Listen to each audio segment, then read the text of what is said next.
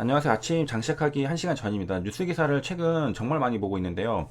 시장을 보는 눈이 조금씩 확대가 되고 있는 것을 느껴서 좀 긍정적이라 생각해서 뉴스 기사를 조금씩 보는 양을 더 늘려가고 있습니다. 최대한 편식하지 않고 다양하게 보려고 노력을 하고 있고요.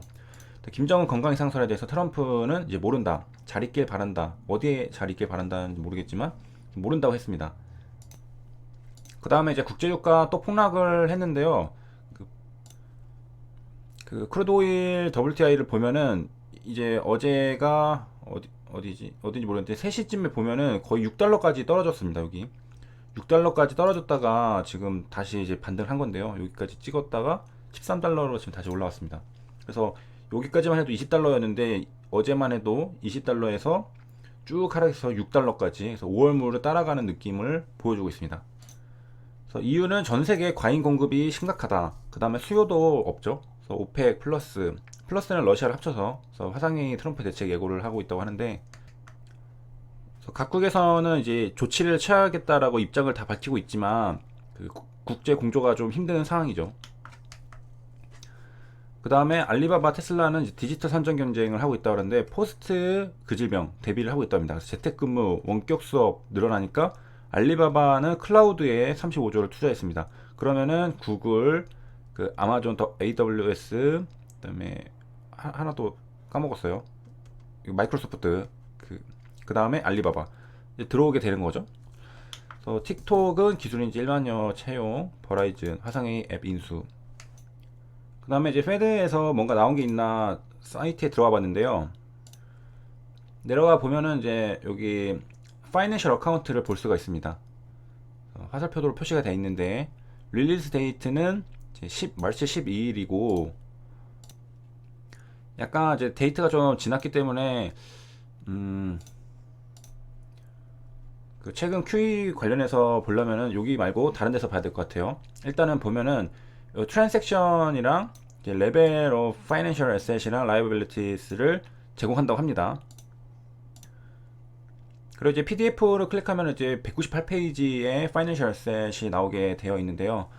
2019년 4분기입니다. 3월 달에 나왔죠. 3월 10일에 나왔으니까 한국 기업들이랑 비슷하게 이런 식으로 페드도 발표를 하는 걸 알 수가 있는데요. 여기 보면은 이제 하우스홀드 넷워스에 대한 게 나와 있습니다. 2010년부터 쭉 보면은 계속해서 증가 추세라는 걸 알 수가 있죠. 2019년까지 계속해서 증가를 했습니다. 그리고 그 외에 이제 여러 데이터가 많은데 제가 지금 뭐가 더 중요한 건지는 확실히 알 수가 없기 때문에 다음에 좀 천천히 살펴보고 다뤄드리도록 하겠습니다. 여기 위에 보면은 이제 목록에 페이먼트 시스템도 있고 모네터리 폴리시도 있는 걸 알 수 있습니다. About the Fed에서 봤던 내용들이 여기 쭉 있죠. 위에 여기 컨슈머도 있고 슈퍼비전도 있습니다. 그 다음에 이코노믹 리서치도 있고, 그래서 그 페드가 하는 역할에 대해서 이렇게 목록들이 있는 걸 알 수 있습니다. 모네터리 폴리시가 이제 QE랑 관련이 되어 있겠죠. 그래서 About the 이제 FOMC를 좀 보면은 여기서는 The term monetary policy는 액션을 말하면 되는데 센트럴 뱅크는 이제 페드를 말하는 거죠. 중앙은행, 은행의 은행.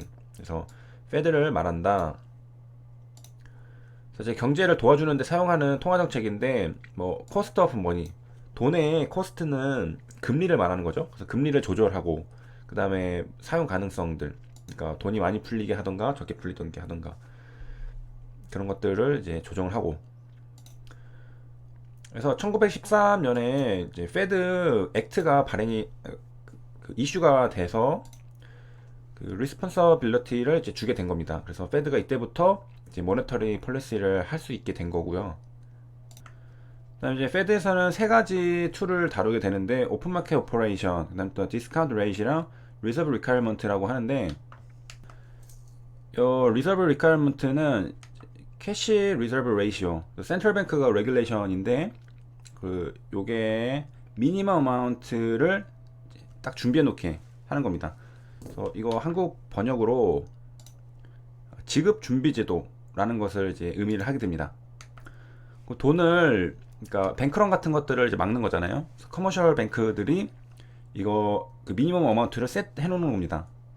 그런데 그거를 아까 기사가 아니라 보면은 2020년 3월 15일 어나운스를 했습니다. 그래서 리듀스를 했다는 거죠. 그러니까 이제 통화 정책을 할 때 쫙 펴야 되잖아요. 그때 이 리퀘어먼트 레이시오를 그 제로, 2% 제로까지 줄였다는 겁니다. 그리고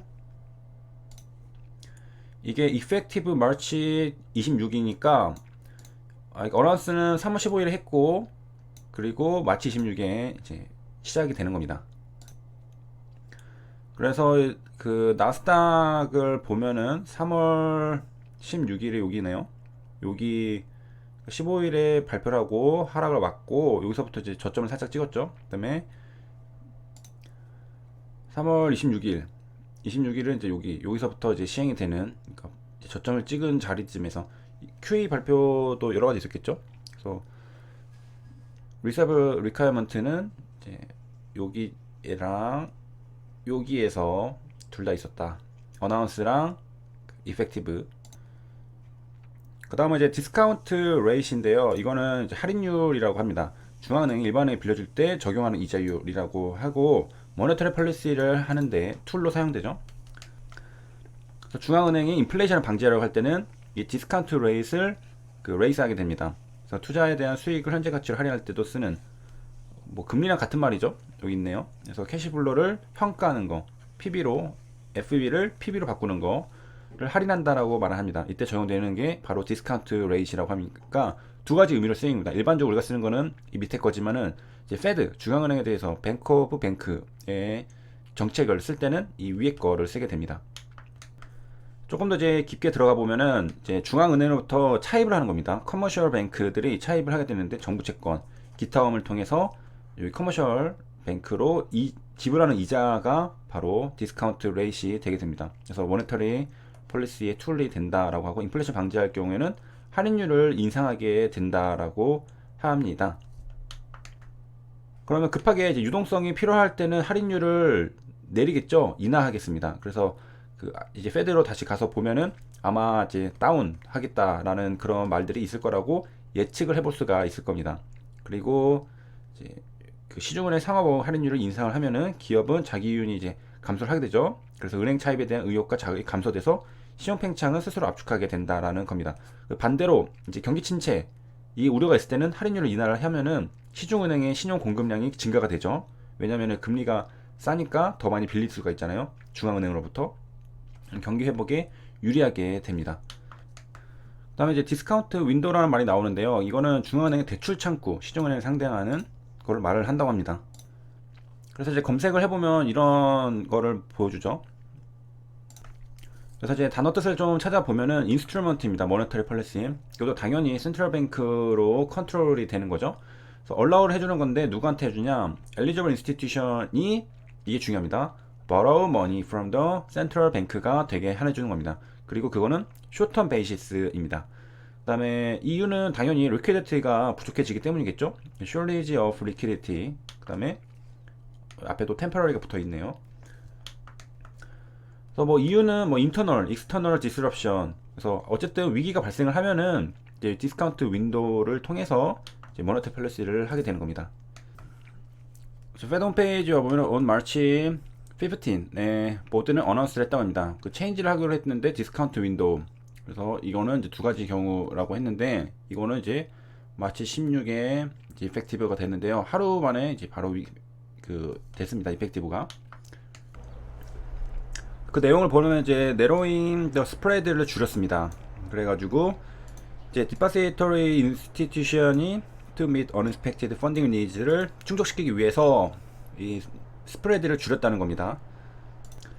또 하나는 이제 어나운싱을 했는데 또 마찬가지로 디파시터리 인스티튜션이 이제 버러를 할 수 있게 피어리드를 as long as 90 days 그래서 더 늘려준 거겠죠. 최대한으로 90일까지. 그 다음에 디스체인지는 이제 16일에 되고 언제까지 유지가 되느냐? 보드가 여기까지 괜찮다라고 할 때까지. 그러니까 무한정 계속해서 한다는 거죠. 이게 좀 시장이랑 경제가 괜찮다 싶을 때 이거를 이제 만기가 그러니까 끝난다는 거죠. 이제 그때쯤. 그다음에 이제 디스카운트 레이트에 대한 설명이 있는데요. 여기 보면은 커머셜 뱅크에게 인터레스트 레이트를 이제 차지하게 되는데, 이거는 어디서 빌리는 거냐? loan they receive their regional federal reserve banks lending facility. 그러니까 페드가 지역별로 있는 거죠. 그 지도를 보신 분도 아시겠지만 뭐 구역구역구역가 있습니다. 거기서 이제 돈을 빌릴 때, 그러니까 지역이죠. 리저널 페드입니다. 여기 랜딩 퍼실리티, 그러니까 돈이 있는 데가 있을 거 아니에요. 은행이. 이거 뭐 정확히 이거는 은행이라고 해야 되는지 뭔지 모르겠지만 페드입니다. 페드. 거기서 이제 돈을 빌릴 때 이제 인터레스트 레이시 디스카운트 레이시다라는 것이고요. 여기까지 시청해주셔서 감사합니다.